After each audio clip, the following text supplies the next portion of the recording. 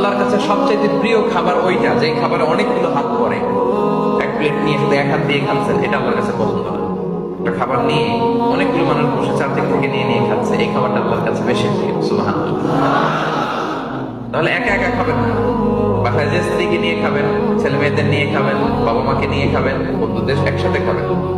এবং খেয়াল করে দেখবেন, একা একা খেলে যে টেস্ট পাওয়া যায়, কয়েকজন মিলে খেলে এটা টেস্ট বেড়ে যায় কয়েকজন। কি বলেন? পারে না? পারে। দেখবেন, খেয়াল করে দেখবেন, তাহলে বেশি বলবো। আবার রাসূল সাল্লাল্লাহু আলাইহি ওয়াসাল্লাম বলেছেন, আরেকটা ইন্ডিকেট শুনেন, আল বারাকাতু তানজিলু ওয়াসাতাত তাআম। খাবারে বরকত নাজিল হয় একেবারে মিডলে, মাঝখানে।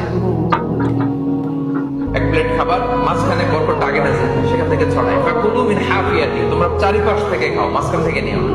ওয়ালা তাকুলু মিন ওয়াসাতি, মাঝখান থেকে উঠাবো না। তাহলে লেটস সে বিরিয়ানি আনা হলো এক বোল, আপনি যখন ডিস্ট্রিবিউট করবেন বা খাবেন, আপনি এক পাশ থেকে শুরু করবেন, করতে করতে করতে করতে মাঝখানে যাবেন। অনেকে এবার মাঝখান থেকে দেয়া শুরু করবে না, বরকত না হয় ওই জায়গায়, ওইটাই যদি একজনকে দিয়ে দিত, বাকিরা বরকত পাওয়া লাগবে না।